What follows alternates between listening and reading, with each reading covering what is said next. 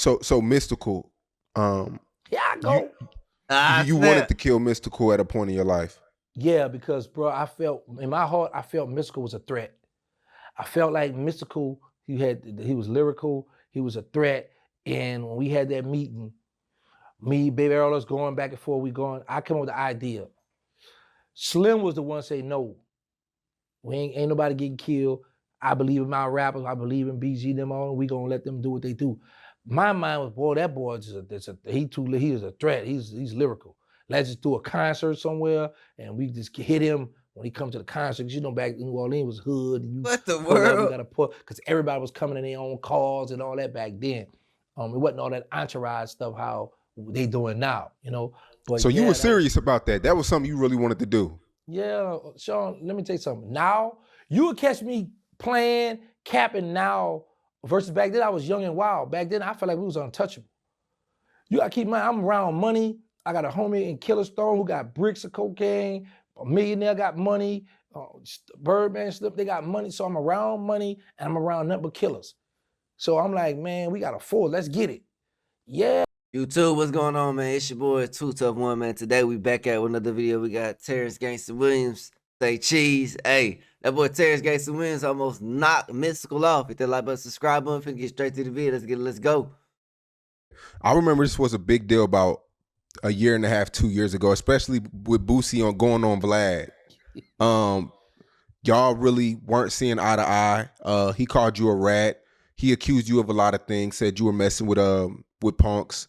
And he says, once you rat, you erase all of your accomplishments. I always tell people this. I don't hate Boosie. I'm not mad with Boosie. I don't look in the tunnel vision. Now that my older age, I look at stuff on a broader view. To address Boosie's situation, I was happy that he must acknowledge me, number one. Number two, two things you don't call a man online, a homosexual and a rat. Facts. The only thing I was pointing out with Boosie was he make the rules and break the rules. He know we all go by proof. So now I've never indulged in homosexual activity. But for him to get up there and proudly say that, he had a big following. So I'm like, bro, either you got to be in prison with me and you saw this yourself, or you eyewitnessed this, or somebody had to have a cell phone and they gave you receipts. So you don't have this, right? I'm like, okay, but he was upset because I had said he was on PC, so that ticked him off. And he said it on me, he said, man, he hurt my feeling when I said it. I said, well, I got to him. But the reason why I am very grateful and I'm thankful and I don't hate Boosie because he basically kicked my career off. Because he could attack anybody. At the time, everybody looked forward to hearing from Boosie. All the street dudes, everybody. So when you got a guy that was really, really in the streets who Lil Wayne, BG, Juvenile, Turk, Birdman, then rapped about, talking about myself, I'm home now. When Boosie was in Angola, he sent word through a guy out of Houston, yo, tell Gang, I said, yo, tell him I was up. And I told the homies in Angola, man, make sure Boosie cool. He all right. He even said on Vlad, man, the people in Angola look up to Gangsta. They step for Gangsta. They go for Gangsta. So now, I always tell people this. People are parrots. Anything somebody say that sound good, people take it and run with it, right? So now you tell a man, now that you're a rat, everything you've done in life, that don't count no more. You got to erase it, right? So I say this. Okay, even if I agree with you on that, just for argument's sake, are you or the rest of the gangsters or the real ones gonna go tell the victim family, brothers, cousins, homeboys, well, he's a rat now, everything he did don't count no more, so leave him alone? Or they gonna go do that? Because I've done a lot of dirt in my time. I've confessed to a lot of homicides. So with that being said, that don't count no more. Because now I'm labeled as a rat, a snitch. So I need all the real ones to let them people know that don't count no more. Everything he did because he's a rat. It don't make sense. I think that still people count. say stuff just to say it because they have a name or voice. You can get out there, right? My thing be, I denounce the streets. I violate. I tarnish my name. Cool. I'm on something different now. So if you want to take away everything I did, cool. But one thing for sure, I always tell people, I should tell Boosie when we was going back and forth. You can hide history, but you can't erase it. I am part of the hot boys that come from me. You know, the rules, Whip B, Birdman, all this at the table. I made those rules. I had these people, youngest one sitting at this table with a bunch of gangsters, money go getters, and I was implementing rules at this table. This is public knowledge. This is something people know about. So for you to say, and for there's a few other people that say that, oh, everything you did, that's erased. All right, fine, I'm cool with that. But damage has been done. It's a known fact I was in them streets. It's a known fact when I was stepping. So now that I'm a civilian, my boy Fast Money over at Red Light Street Store gave me that name Civilian. So I said, okay, I'm Terrance Civilian Williams now. Hey, I'm fine with that because I got my freedom, man. Because listen, Sean, I'm be honest with you, bro. My fantasy always been to have sex with a white woman and a midget. And since I've been home, bro, I go to Walmart, bro, it be so many beautiful women. I be speechless. I don't speak or talk to none of them. I just like to go sightsee. Man, listen, I've been in prison around men half my life. Now that I'm free, and it's all kind of women out here, tall, short, fat, I love them all. I just love to see women. I'm sick of dudes. I'm sick of being around miserable dudes, crying about that girl that answer the phone, the homies that answer the phone. I don't want to hear that. I'm out here now, I'm free. So they want to take away they can have that. I'm free now, show, you know what I'm saying? They can take away that. Well, everything I did don't count no more, so leave me alone. I ain't gonna cap. If y'all watch this video, hit the like button, subscribe button. How many of y'all always want to crush a midget? I ain't gonna count. I ain't gonna say his name. One of my partners been trying to crush a midget. Hey, that's crazy. You know what I'm saying? Me personally, a midget can get crushed. She can get smacked down. I'll toss her little ass out. But back to the video. A snitch is a snitch. You know what I'm saying? If somebody told, they told. But in certain cases, if dude was in them streets and stepping on folks and sliming folks out and catching them bodies, that don't knock, just because he snitched don't knock off that, because he definitely still put in work, you feel me? There's a lot of people that call other people snitches, but, you know, when they see him in physical form, their energy different because they know what they about, you feel me? Just like, what's his name? The Gangsta, I think he's from Detroit, Nate Boone? Yeah, Nate Boone was a top tier snitch, but Nate Boone got hella bodies. He was almost a serial killer. People be calling him a snitch online. Hey, say it to his face though. That's a whole different story, oh God. But they can't. Do you consider yourself a rat? Do you consider what you did as being a snitch? Yeah, of course. From day one, I've always acknowledged that because, like I say, even though they were deceased, I still, because this is my rule, never sit down with law enforcement. Period. Just try to go That home. was the rule I made. So when you go sit in that room, right? Say me and you right here, right now, by ourselves. And I leave out like, yeah, mama, I talked with Sean, say cheese. You know, the staff, everybody was cool. We just talked about this. How they know that? We the only ones in this room. It's just like an interrogation room. Because when you cooperate with the government, you're going to see a lot of stuff. They're just going to hide it and put it up until the right time to come for it. Or they might get on somebody else's trail. So a man could say, okay, I told on this. Okay, on the paperwork, it's going to show he told on this, and this. But what else you told? We wasn't in there. So what we going to do is, by you going there, sit down with them, you felt like it was cool to go sit down that long time where they had to change tape recorders to get all your statement, you ride it. And, you know, my thing is, like I say, one time they tried to bring me to the interrogation room and my mother told me don't do that. I was a juvenile then. So I know better. But my thing was, I done got older now. Man, ain't no 401k in the game. I will say this though, Baby and Slim took care of me my whole bit. I never wanted for nothing. Okay. And I'm forever grateful. I love them for that. My daughter's in college. They paid for that stuff. They helped pay for it because the mother, I got to give the mother the credit. Mother did, pay for it too. But, bro, I'm grateful. I'm happy to be home. So they want to take that title away. You can have that. But the only problem you're going to have with that is, Sean, whenever you talk about New Orleans, Magnolia, Uptown, or Stunt coming through them, Gangsta, they ain't going to come up. So they're going to say this, man, Gangsta, he a rapper, Gangsta this, or he a rapper, Gangsta. it's gonna come up. You can't, check this out. I come home, All right. I don't know nothing about social media. Okay. I get on Instagram. I was pressing stuff. So I got this OnlyFans, some kind of way on that thing. Women coming to my DM, what's up, handsome? Hey, I said, oh, she liked me. So I'm following. I'm following 300 women and only got 30 people, 30 or 33 following me. So the girl, she's like, oh, you doing that wrong. So I had to switch it up, right? So I'm learning social media. So one day I get on there, I say, I was at work when Boosie attacked me. And I just put my little Android, who y'all be hating on, my little Android right here. This one got me famous. I post that, it was during COVID, right after COVID. I post that on the window and I was going back at Boosie. And then I went to this hotel and I said, record me. I started talking about OG Booby Black. So I created a lane in New Orleans for guys to sit down and tell their hood stories. They wasn't doing that until Terrance, Civilian Williams come home. So I always say, you call me a rat, you call me soft, lame, whatever you want to call me, but you follow my blueprint. Because them dudes wasn't sitting there, and I'm happy they doing something positive, by the way. And now that's something where they could say, yeah, man, New Orleans was quiet. People had to take the spotlight on. When I come home, start talking about them old stories, all stuff, the spotlight went back to New Orleans. People start, oh, I must had a run-in with a dude you co-signed, GDP. Shout out to Oh GDP. yeah, that's my guy, man. I know. He said, I said, you ain't no sport for the city. Well, say cheese, say I am.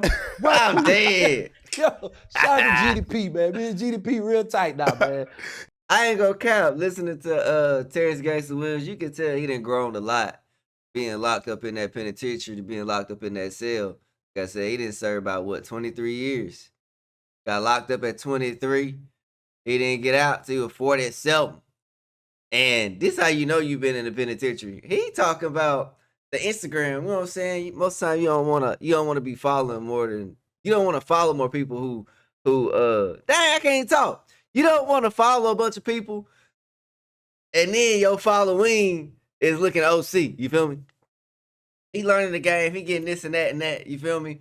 And like he said, hell, he getting older. Ain't no 401k in prison. Ain't no retirement plan. Ain't no index funds. You ain't in there making crazy money, huh? You know what I'm saying? And he said Slim was holding down. He ain't talking about Soldier Slim. He talking about Birdman, other brother. You know what I'm saying? But it get to a point in time where you realize all that street stuff, it wasn't even worth it. You feel me? All the rules that he established, everything that he just said, he went back on. That boy's trying to come home. I'm not saying this right. I ain't saying this wrong. Who am I to judge? We all got our flaws, you know what I'm saying? Comment down below what y'all think about the situation. But to me, it seemed like he really he trying to move forward. He trying to get some money and live his life and smash a midget. You feel me? I ain't got nothing wrong with it. But, he did tell me about that. He hit me about that. Yeah, man. I've had some run-in with her. And here's the thing, Sean. The run-ins I have, it be with youngsters, people that was on a porch when I was on the streets, people that I'd be like, man, what? But I'd be like, okay, you want entertainment? Let's go. You know, but I know how far to go with it. Because let me show you something. The brother, he the oldest Paru member. Abdullah, he gonna be mad with me. He can't get the name You know up. the oldest brother, the brother, he's a Nation of Islam, but he active Paru member. Abdullah Shakur, Abdullah. Abdullah, so he be on Boss Talk a lot, but him and I had a run-in, right? Because I was disagreeing with what he was pushing. So he came at me, then I thought about it, I said, man, this man old enough to be my father, right? Dang. In Milwaukee, last week, they honored me. They got a reform felon ball where they gave me a certificate for being home, staying out of trouble, and a trophy. Shout out to Pimp and Ken and Michi. While I'm in this ball, bro, I'm sitting down, right? The brother walk up on the stage right in front of me. Now just imagine I would have been disrespectful, going off on him. I didn't even know this brother was gonna be there. So he could have had a trap set up for me. Because I'm in Milwaukee, I don't have a stick pin. This brother walked up on that stage and he looked at me. I looked at him, we just hugged. And I was like, that goes to show my thinking. Because I know I was a gangster in the streets. I don't have to be disrespectful on the internet. But that's how I got the name Mr. Answer Right Back. Because when people attack me, I go back. And it just helped me with my views and helped me. I was like, oh. So I was doing so good on that show. I quit my job last year. September, I quit. I said, man, I'm okay on YouTube. I quit. So, but yeah, bro, I agree. That's snitching. Yeah. Now it's this big misconception too that Birdman, y'all don't really speak.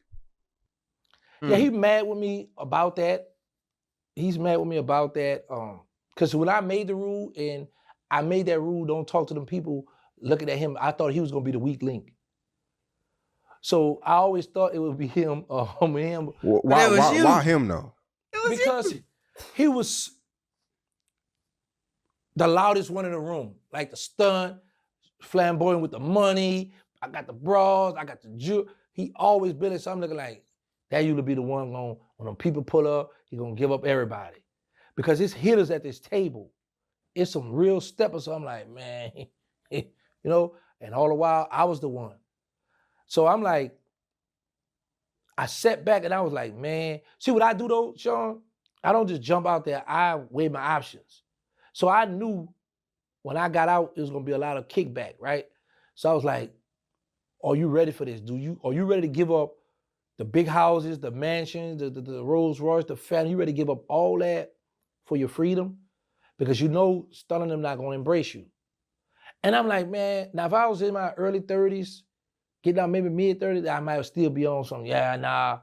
But I'm like, man, I'm too old for that. What I look like, still want to go home and run behind a grown man. Everything in his name, I just live there. I'm back in jail because I got my own cell now. He gonna give me a bedroom. I can't have company when I want it. I might not have a key to the house. He might let me drive a little fancy car, but man, I ain't. So, and it's not to justify doing what I did. I did what I did. I stand on what I did. I can look myself in the mirror because I think I look better than some of these 20 and 30 years old. They out here popping these pills. They look a hot mess. I look good for my age, real good. You know, I had a few youngsters. I had a young girl jump in my car out here in Dallas one time. We talking. yeah. Oh, girl, what? You trying to have sex with me? We talking. I said, how old are you? She said, 24. I went in my pocket. I said, get out of my car. She said, you couldn't handle anyway, Onk. I said, man, these little girls wild out here, man. But it's just the fact that, bro, I just get to enjoy life.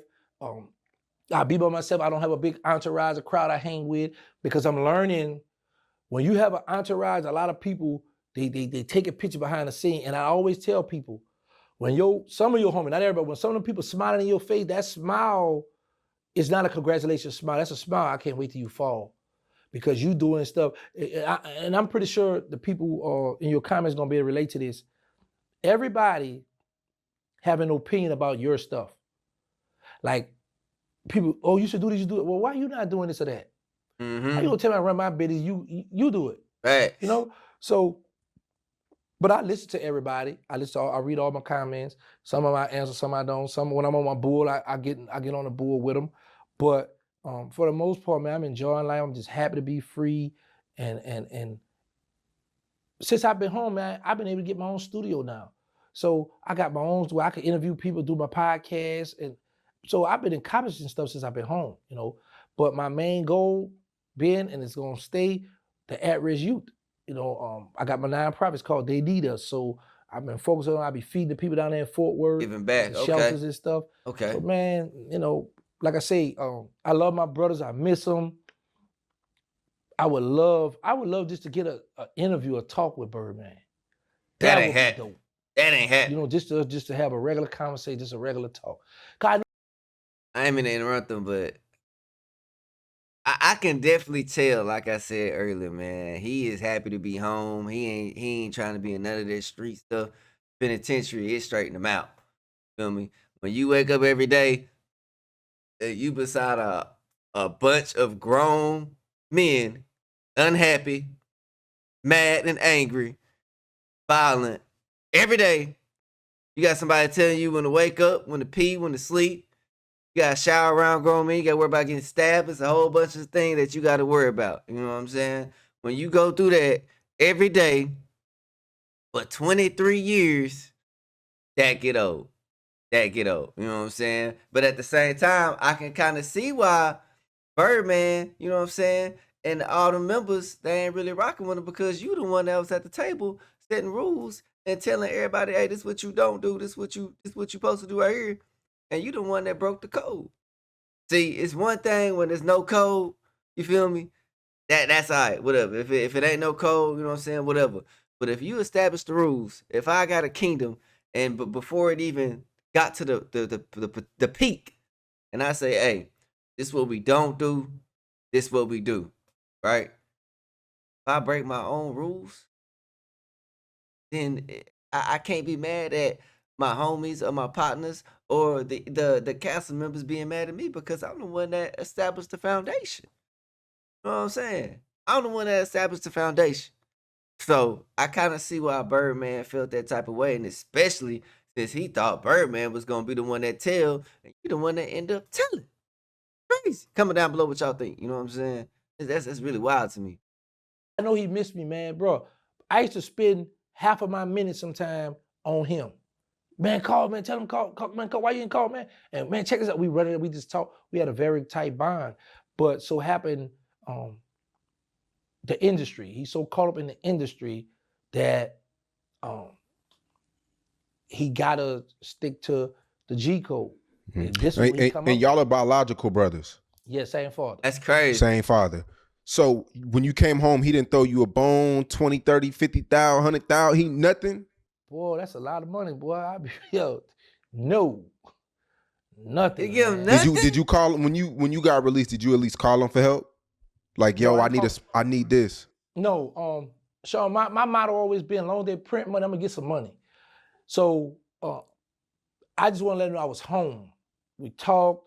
He asked me what's up with this rat, what's up with this? I said, yeah. He said, man, I'm happy I heard out your mouth.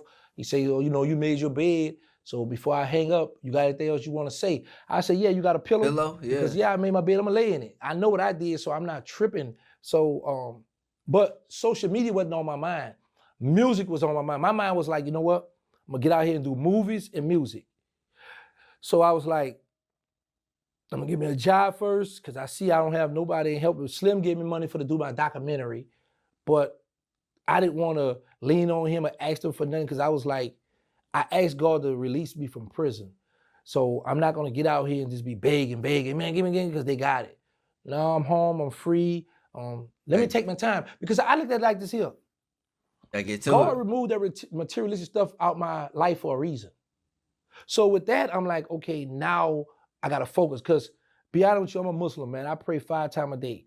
And had I just come straight home to Birdman and just flying on that jet, I might have turned my back on God, because I relied on God in prison. I was the imam there. I don't like to use that word, but like the first Amir, I used to lead the cookbar, lead the brothers in prayer in prison for like 5-6 years, the last 5-6 years of me being incarcerated. So coming home, it's a lot going on. But I always make sure, like I be in the airport, I'm gonna pray. Wherever I'm at, I'm gonna get my salat in. Because I believe when I'm closer, when I pray, that's when I'm closer to God, that's when I'm more at ease.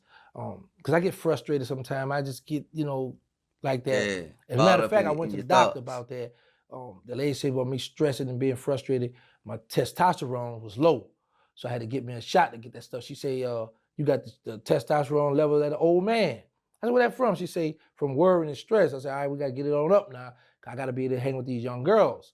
So, yeah, man. So, like I said, I love them, miss them, but we don't have that bond like we used to. And it's all because of social media. And it's selective politics too. Yeah. Have you ever killed somebody that you loved? No, I don't think I have the heart for that. Dang. And I could be a stone cold killer, but somebody, when you say somebody you love, like a family member? A friend or a family or a friend, somebody you felt like were gonna cross you. No. I learned at an early age from Birdman, don't let certain people get in that back seat. Because whoever you let get in that back seat gonna dictate or determine if you're gonna make it home. So everybody I ran with, I was just blessed to have some thorough people around me, man. Like some real, like family. Because Black and Boone had taught me, don't ever say I'm your friend. A friend will kill you. Look at like my mother had you and your mother had me. So I've always surrounded myself with people like that. So I have never had that problem. I remember I was asked that question from Bird. Never let somebody call you a friend kill you. And you know what's crazy? You know what's crazy? I don't throw around that word friend. Like maybe when I was younger, you know what I'm saying? 12, 13, 14. I probably say around 16. That's when I kind of realized because back in high school, I didn't talk much at all. Cause like I really started filling out people like I almost cuss right there. I'm trying not to cuss, but like bro, I know you faking. You ain't my partner. You ain't my friend. You ain't none of that. You feel me? You'll stab me in my back. You probably talk behind my back every day. You feel me? You out here pump faking. You out here flogging. That word friend is just a goofy word to throw out there to make y'all somewhat close. To make you feel like you at ease. You know what I'm saying? Just like when I hate when females call me friend. I ain't your friend. You don't even know my name. What you mean, friend? What's up, friend? I ain't your friend. You better call me by my name or don't even say my name at all. Straight up like that. Feel me? And then I done got to the point where, you know what I'm saying, as I done got a little older, it's getting hard for me to be fake. Like somebody say, "What's up, friend?" Like back in the day, you know what I'm saying? I might just let that slide, like, all right, what's up? You know what I'm saying? But now, like, what's up, friend? Like, nah, just call me by my name and don't even say my name or don't even say friend. Feel me? Either call me by my name or don't even speak. Don't even say that. Like, just say what's good. Feel me? Because now you pump faking, fake it. We not friends. You don't know nothing about me. You know what I'm saying? You ain't never been to my crib. Feel me? I know this was a while back. Shit, my boy Vic. You feel me? Shout out my boy Vic. If y'all don't know Vic, follow him down below in the description. Saying I remember when his granny passed as my dog, right? And his granny had passed. You feel me? He had told me over the phone. And shit, I was at work all day. The only thing I could think about was pulling up on my Vic. Feel me? So after work, man, pulled up on my dog, you know what I'm saying, make sure he was good. I was up there pretty late. I didn't make it back home till like midnight, you feel me? But after that day, it was like we always was cool, you know what I'm saying, in my day one. But after that day, I feel like yeah, that's my brother. Saying, feel me? Cause like I know I still got my granny, but I know how I would feel during that situation. Feel me? And like I said, like Vic, that's like my brother, ain't my friend. Saying we done been through a lot, whole bunch of shit. Saying since a young age, that friend shit, yeah, that shit dead, bro. Hell no. A lot of folks ain't out here. A lot of folks out here, they not your friend. They just trying to get something from you. They talk behind your back, straight up like that. That's how I feel for real. No cap. Comment down below what y'all think on that. Man, like if I was called on to kill one of the original hot boys, would I do it? Of course, I respond to him, yes, because at the time he had the police officer he was cool with standing by the door. So if I say the wrong thing, I might not make it out. Mm. You know what I'm saying? So, but have I ever done that? No. It never crossed my mind because I've always had money. Like I had a red Mercedes Benz on one side of the river. I had a blue Mercedes 400 SE Mercedes Benz, the big body one, on my side of the river. So I Q45 and 50. I've always had foreign cars. I've always had at a young age the stuff I wanted. You know what I'm saying? So, you know, that was getting money, cars, clothes, and females always was a habit of mine. And killing. Yeah. So Mystikal, Here I you go. you wanted to kill Mystikal at a point in your life. Yeah, because bro, I felt in my heart, I felt Mystikal was a threat. I felt like Mystikal, he was lyrical, he was a threat. And when we had that meeting, me, Baby Earl, us going back and forth, I came up with the idea. Slim was the one say no. We ain't nobody getting killed. I believe in my rappers. I believe in BG them all. We gonna let them do what they do. My mind was, boy, that boy is he is a threat. He's lyrical. Let's just do a concert somewhere and we just hit him when he comes to the concert. 'Cause you know back in New Orleans was hood. And you What the pull up, you world? gotta pull, because everybody was coming in their own cars and all that back then. It wasn't all that entourage stuff how they doing now, you know. But So you yeah, were serious about that. That was something you really wanted to do. yeah, Sean, let me tell you something. Now, you would catch me playing, capping now versus back then I was young and wild. Back then I felt like we was untouchable. You gotta keep in mind, I'm around money. I got a homie in Killerstone who got bricks of cocaine. A millionaire got money. Birdman stuff, they got money. So I'm around money and I'm around nothing but killers. So I'm like, man, we got a force. Let's get it. Yeah, that was on my mind. I feel like that boy was, because here's the thing. Cash Money was like, they out the streets and they doing something, well, we doing something positive now. We focusing on this. And you got this rapper on his other label. We looking like, man, he might destroy it, man. We might gonna be able to, man, let's just get him out the way. But Slim was like, no, we ain't doing that. That was my idea. Birdman never come up with that idea. Get him out of there. Cover that story, but Birdman didn't even come up. I came up with that idea. That was all my idea. And Slim talked you out of it. Well, he ain't talk. He just, Slim, it's a golfer or whatever. He say go. Slim said, no, we ain't doing that. That's over with. In the conversation. He ain't talk, man. He's just like, no. So whenever Slim speak, that's it. So Slim was the guy that whatever he said, Yeah. Slim say, shut it down, shut it down. Shut it down. That's just what it is. Ain't no arguing, ain't no, but man, what? Listen, once, cause Slim not, you see how cool, he not gonna raise his voice, he not with none of that. Once Slim say, hey, shut that down, that's over with. Good. And I've always been one of the ones, if I got love or respect for you, then I'm gonna honor what you telling me because you telling me something right. You know what I'm saying? Now, if Slim was on some, go, then I'm gonna be questioning this. I'm like, man, he trying to get me to crash out? Man, what's up? You know what I'm saying? Now my thinking pattern gonna come in, man, now, all right, now, Slim, if I catch a big bag in here, I might have to touch you down.